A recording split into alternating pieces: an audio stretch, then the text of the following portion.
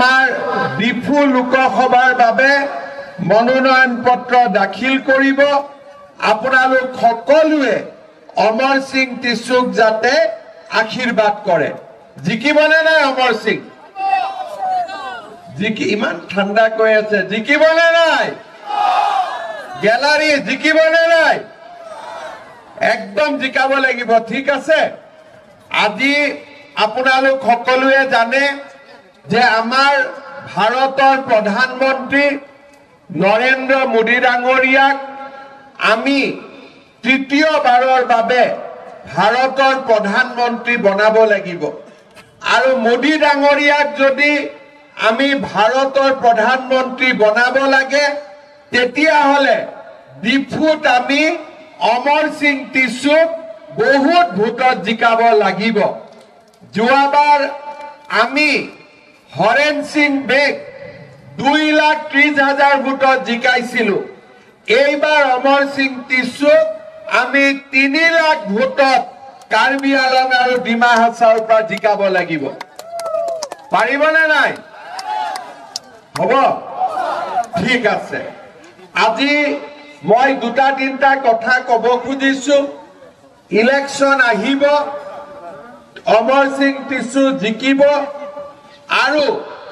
নৰেন্দ্ৰ মোদী ভাৰতৰ প্ৰধানমন্ত্ৰী হ'ব কাৰ্বি আলং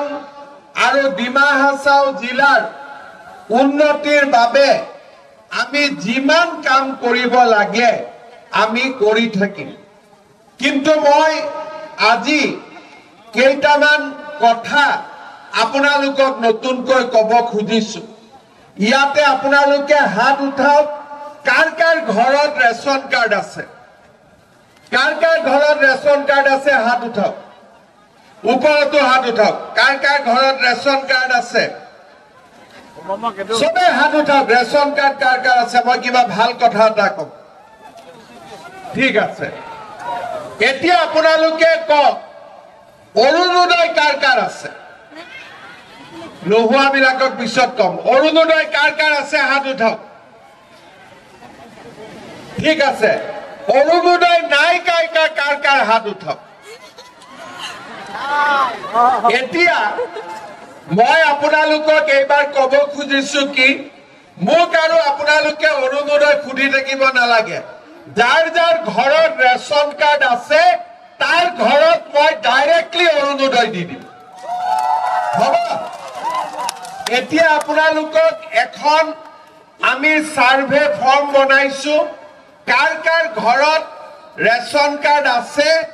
কিন্তু অৰুণোদয় নাই আপোনালোকে মোক লিষ্টটো বনাই দিব প্ৰত্যেক বুথৰ পৰা আৰু মই আপোনালোকক কমিটমেন্ট কৰিছো যে 2024 চনৰ ভিতৰতে কাৰ্বি আলং আৰু ডিমা হাছাও জিলাত যিমান মানুহৰ ঘৰত ৰেশন কাৰ্ড আছে সকলোকে মই অৰুণোদয় দিয়াৰ ব্যৱস্থা কৰিম ভাল কথা কলো নে নাই ভাল কথা কলো নে নাই অলপ ফূৰ্তি কৰক ডাঙৰ কৰি হাত চাপৰিটো বজাই দিয়ক হয় নে নহয় ঠিক আছে এতিয়া মই আৰু এটা কথা কব খুজিছো আমাৰ কাৰ্বি আলং আৰু ডিমা হাছাও জিলাত আমি শিক্ষাৰ উন্নতি কৰিব লাগিব সেইকাৰণে এইবাৰ আমি এটা সিদ্ধান্ত লৈছো যে কাৰ্বি আলং ডিমা হাছাওৰ যিমান ছোৱালী মেট্ৰিক পাছ কৰি কলেজত এডমিশন লব সব ছোৱালীকে মই চৰকাৰৰ পৰা 10,000 টকাকৈ গিফ্ট দিম হ'ব আৰু যিমান ছোৱালী ডিগ্ৰী পাছ কৰি হায়াৰ সেকেন্ডাৰীত নাম লগাব তেওঁলোকক মই 12,500 টকাৰ গিফ্ট দিম আৰু কাৰ্বি আলং ডিমা হাছাওৰ যিমান ছোৱালী সেন্ট্ৰেল ইউনিভাৰ্চিটিত পঢ়িব বা গুৱাহাটীত গৈ ইউনিভাৰ্চিটিত পঢ়িব দিল্লী কলিকতাত গৈ ইউনিভাৰ্চিটি পঢ়িব তেওঁলোকক মই 25,000 কৈ চৰকাৰৰ পৰা দি আছো ভাল হ'বনে নাই আৰু এই বছৰতে আমি ডিফুত আমাৰ স্টেট ইউনিভাৰ্সিটি একটা নতুন ইউনিভাৰ্সিটি বনোৱাৰ কামো আমি আৰম্ভ কৰিম উইদিন 2024 ইয়াৰ পিছত মই আৰু এটা কথা ক'ব খুজিছো ৰেশন কাৰ্ড হৈ গ'ল ৰেশন কাৰ্ড হলে আমি এটা কাৰ্ড পাওঁ আয়ুষ্মান ভাৰত সেই কাৰ্ডটো পালে আমি 5 লাখ টকাৰ বিনামূলীয়া ট্ৰিটমেন্ট কৰাৰ সুবিধা পাওঁ ৰেশন কাৰ্ড পালে আমি উজ্জ্বলা গেছ পাওঁ সিলিন্ডাৰত 300 টকা দাম কম লাগে এতিয়া ৰেশন কাৰ্ড পালে অৰুণোদয়ও পাব 1250 টকা কিন্তু এইবাৰ মই আৰু এটা কথা ভাবিছো যে আমাৰ ৰেশন কাৰ্ড পৰিয়ালত যি মুৰব্বী মানুহ থাকে সেই মুৰব্বী মানুহৰ যদি কিবা কাৰণত মৃত্যু হয় এক্সিডেন্ট হয় পৰিয়ালটোৰ বহুত দুখ আৰু কষ্ট হয় সেই কাৰণে এইবাৰ ৰেশন কাৰ্ডৰ পৰিয়ালৰ যি মুৰব্বী মানুহ হ'ব হেড অফ দা ফেমিলি তেওঁক আমি চৰকাৰৰ খৰচত বিনামূলীয়া ইন্সুৰেন্স কৰি দিম যাতে কিবা কাৰণত ফেমিলিৰ মৃত্যু হলে ফেমিলিটোৱে অলপ হলেও টকা চৰকাৰৰ পৰা পাব পাৰে তাৰ মানে আপোনালোকে চিন্তা কৰক মোদীয়ে আমাক একটা ৰেশন কাৰ্ড দিছে এই ৰেশন কাৰ্ডত 5 কেজি কৈ চাউল আমি বিনা পইচাত পালো উজ্জ্বলা গেছ আমি পালো আয়ুষ্মান ভাৰত আমি পালো 1250 টকা অৰুণোদয় পাম আৰু লগত আমাৰ হেড অফ দা ফেমিলি বিনা পইচাত ইন্সুরেন্সও পাই যাম তার মানে একটা রেশন কার্ড 5টা বাচ্চা হয় না একটা রেশন কার্ড আর 4টা বাচ্চা হয়ে গেল হয় না নহয় কিন্তু এইবুলি ঘৰত ইমান বাচ্চা জন্ম নিদিব দুটা হলে ঠিক আছে হব ৰেশন কাৰ্ডে 4টা 5টা দিব বাচ্চা জন্ম ঘৰত দুটা হলে হৈ গল তেতিয়া ভাল থাকিব পাৰি শ্ৰদ্ধা ৰাইজ আমাৰ কাৰ্বি আংলঙত বহুত বিলাক ৰাস্তা যোৱা 2 বছৰত আমি স্যাংশন কৰিছো লাহে লাহে কাম কাজ আৰম্ভ হ'ব ডিফুট বহুত নতুন নতুন কাম আৰম্ভ হৈছে হাফলঙত ডিমা হাছাওত নতুন নতুন কাম আৰম্ভ হৈছে সিদিনাখন মই হিসাব কৰিছো যে 2টা কাউন্সিল লগ লগাই অসম চৰকাৰৰ পৰা বৰ্তমান 20,000 কোটি টকাৰ কাম এই 2টা কাউন্সিলত স্যাংশন হৈছে বা কাম চলি আছে আগত ইমান কাম কেতিয়া হোৱা নাছিল কাম কিয় হৈছে নৰেন্দ্ৰ মোদী ডাঙৰীয়াৰ কাৰণে আজি এই কাম কাজবোৰ হৈ আছে ইয়াত আমাৰ এপিএসএলসি পাৰ্টি আছে আমাৰ কাঠাৰ সাহেব ইলেকশন উঠিব তেওঁ দিল্লীতো সৰকাৰ নাই দিসপুৰতো সৰকাৰ নাই ডিফুতো সৰকাৰ নাই তেওঁ ভোট দিলে তো গৰুৰ পৰাটো গাখীৰে নোলাব হয় না নহয় কাৰণ তেওঁতো সৰকাৰ কতো নাই দিল্লীতো নাই দিসপুৰতো নাই ডিফুতো নাই কিন্তু অমৰ সিং টিসুক ভোট দিলে দিল্লীৰ পৰাও গাখীৰ আহিব দিসপুৰৰ পৰাও গাখীৰ আহিব আৰু ডিফু আৰু হাফলঙৰ পৰাও গাখীৰ আহিব আৰু এই গাখীৰেদি আমাৰ কাৰ্বি আংলং ডিমা হাছাওৰ লৰা ছোৱালীৰ স্বাস্থ্য ভাল হ'ব আৰু আমি সুন্দৰ কৰি আগুৱাই যাব পাৰিম শ্ৰদ্ধা ৰাইজ মোক এতিয়া বাচ্চাবিলাকে সুধিছে যে পুলিচৰ দৌৰ কেতিয়া হ'ব মই কৈছো পুলিচৰ নতুন এপইন্টমেন্ট জুলাই মাহত আমি ইন্টাৰভিউ আৰম্ভ কৰিম ঠিক আছে এইবাৰ আমি 1 লাখ সৰকাৰি চাকৰি দিলু আৰু আমি 35,000 সৰকাৰি চাকৰি 2024 চনৰ ভিতৰত দিম এতিয়া যদি আপোনালোকে দেখা পায় কেইদিনমান আগতে এপিএসসি ৰিজাল্ট দিছে কাৰ্বি আংলং আৰু ডিমা হাছাওৰ পৰা সবচে বেছি লৰা মেজিস্ট্ৰেট আৰু ডিএসপি চাকৰি পাইছে আগত কেতিয়াও ইমান চাকৰি পোৱা নাছিল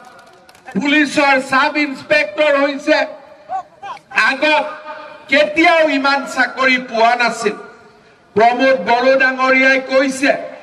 যে যেতিয়াৰ পৰা আমাৰ কাৰ্বি আলং আৰু ডিমা হাছাও বিজেপি চৰকাৰ হল দিল্লীত নৰেন্দ্ৰ মোদীৰ চৰকাৰ হল আৰু দিছপুৰত বিজেপিৰ চৰকাৰ হল কাৰ্বি আলঙত কাৰ্বি সকলো শান্তিত আছে ডিমাছাও শান্তিত আছে মোৰ গোৰ্খা ভাই সকলো শান্তিত আছে অসমীয়া ভাষী লোক সকলো শান্তিত আছে বঙালী ভাষী লোক সকলো শান্তিত আছে আদিবাসী লোক সকলো শান্তিত আছে হিন্দী ভাষী লোক সকলো শান্তিত আছে কুকি ভাই সকলো শান্তিত আছে আজি মানটাই ভাই বন্ধী সকলো শান্তিত আছে আজি সকলো লোক কাৰ্বি আলং আৰু ডিমা হাছাও শান্তিত আছে কাৰো কতো অসুবিধা হোৱা নাই সুন্দৰ কৰি চলি আছে আজি আপোনালোকে মিটিঙত চাওক এই মিটিঙত কাৰ্বি মানুহো আছে ডিমাছা ভাই ভনীটিও আছে বঙালী লোকো আছে অসমীয়া ভাষীও আছে হিন্দী ভাষীও আছে আদিবাসীও আছে গোৰ্খাও আছে মানটাইও আছে কুকি লোকো আছে কিন্তু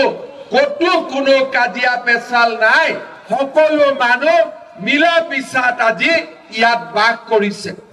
কাৰ্বি আলঙত মেডিকেল কলেজ হল 2024 চনৰ ভিতৰত কাৰ্বি আলঙত ধুনীয়াকৈ আমাৰ কেন্সাৰ হস্পিটালো কমপ্লিট হৈ যাব কেন্সাৰ ট্ৰিটমেন্টৰ কাৰণে আমি আৰু গুৱাহাটীত যাব নালাগে আমি ডিফুতে বহি ট্ৰিটমেন্ট পাব পাৰি আজি কাৰ্বি আলঙত ষ্টেডিয়াম হৈছে লৰা ছোৱালীয়ে খেলিবৰ সুবিধা পাইছে পুলিচৰ চাকৰিৰ কাৰণে ৰাতিপুৱা দৌৰিবৰ কাৰণে ষ্টেডিয়াম পাইছে আজি আমাৰ বোকাজানে হওক বৈঠালাংচুৱে হওক ডিফুৱে হওক হাওৰা ঘাটে হওক আমাৰ হাফলং হওক আজি সবতে সুন্দৰ কৰি উন্নয়ন আৰু প্ৰগতিৰ কাম আৰম্ভ হৈছে সুন্দৰ কৰি কাম চলি আছে সেই কাৰণে মই ৰাইজক অনুৰোধ কৰিম আপোনালোকে সকলোৱে যাতে পদুম ফুলৰ ছবিত ভোট দি অমৰ সিং টিছুক আপোনালোকে জয়যুক্ত কৰে শ্ৰদ্ধা ৰাইজ কাৰ্বি আলঙৰ কাৰণে যোৱা 5 বছৰত কাৰ্বি আলঙত প্ৰধানমন্ত্ৰী আহিছে কাৰ্বি আলঙত গৃহমন্ত্ৰী আহিছে ৰাষ্ট্ৰপতিও অহাৰ কথা আছিলে বৰষুণৰ কাৰণে লেণ্ডিং কৰিব নোৱাৰিলে অহাবাৰ তাৰালাংচু ইউথ ফেষ্টিভেলত আমি আকৌ ভাৰতৰ ৰাষ্ট্ৰপতিক মাতি লৈ আহিম যোৱাবাৰটো বৰষুণ দিলে আহিব নোৱাৰিলে এইবাৰ আমি লৈ আহিম আৰু এইবাৰ আমি সিদ্ধান্ত লৈছো যে তাৰালাংচু ইউথ ফেষ্টিভেলতো অসম চৰকাৰে প্ৰত্যেক বছৰে 3 কোটি টকাকৈ দিব যাতে এই ফেষ্টিভেলটো আমি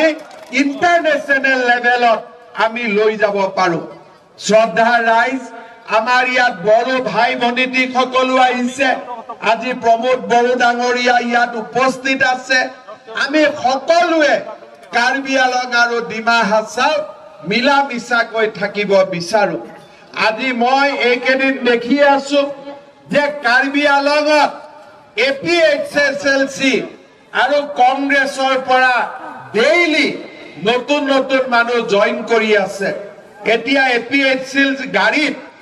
টায়াৰ একো নাই সব কংগ্ৰেছতো টায়াৰ টুয়াৰ একো নাই সবে বিজেপিত জয়েন কৰি দিছে আজি কোনো মেম্বাৰে নাই এটা কি পাৰ্টি কয় এপি নাম লগাই দিছে ইমান তাৰ নাম APHSLC না তো এইটো পাৰ্টিত গাড়ীখন আছে কিন্তু টায়াৰো নাই ইঞ্জিনো নাই সব বিজেপিত জয়েন কৰি দিছে হয় না নহয় আৰু কংগ্ৰেছতো একোৱে নাই কোন দিনাখন কোনে জয়েন কৰে হিচাপে নাই কংগ্ৰেছ পাৰ্টিতো একোৱে নাই ভোট দিয়া মানে ভোটটো এনেই যোৱা সেই কাৰণে শ্ৰদ্ধা ৰাইজ এইবাৰ আমি অমৰ সিং টিছুক 3 লাখ ভোটত জিকাব লাগিব। পাৰিম না নোৱাৰিম? ডিফুটো জিকিবই, কিন্তু জিকিলে নহব, মোক এবাৰ 3 লাখ ভোটত জিকাব লাগে। পাৰিবনে নাই যুৱকসকলে? পাৰিব? মহিলাসকলে পাৰিবনে নাই? ঠিক আছে, এইটো অমৰ সিং ভাই আগতে আহচোন। মানুহটোক ভাল লাগে নে নাই? ভাল লাগে নে নাই? তো 3 লাখ ভোটত জিকাব লাগিব। ঠিক আছে, মোৰ সন্মানটো বাচিব। এটা টিভি বিলাকে ৰেকৰ্ড কৰি আছে 3 লাখত জিকিব। যদি 2 লাখত জিকে আকৌ ষ্টেটমেন্ট লিখি দিব যে 3 লাখ কলে 2 লাখত জিকিলে। তো 3 লাখত জিকাব পাৰিম না নাই? একদম 3 লাখতকৈ এটা ভোটো কম হ'ব নালাগে। হ'ব? এই গ্যালাৰী বিলাক বহুত ঠাণ্ডা কৰি বহি আছে, হ'বনে নাই? গ্যালাৰীত বহিলে আৰাম লাগে নেকি অলপমান? যি নহওক, গ্যালাৰীৰ পৰাও 3 লাখ। ঠিক আছে, আৰু মই আজি অসমৰ ৰাইজকে মই জনাইছো যে কাৰ্বি আলং আৰু ডিমা হাছাৰ মানুহে নৰেন্দ্ৰ মোদী ডাঙৰীয়াক বহুত ভাল পায়, আৰু সেই কাৰণে এক ডিফু সমষ্টি অসমৰ ভিতৰতে 1 নম্বৰ ভোটত জিকাব। এই কথা মই নৰেন্দ্ৰ মোদী ডাঙৰীয়াক কম, আৰু আপোনালোকে সকলোৱে মোৰ সন্মানটো ৰক্ষা কৰিব। ঠিক আছে, সকলোকে মই পুনৰবাৰ ধন্যবাদ জনালো। ইলেকশ্যনৰ সময়ত মই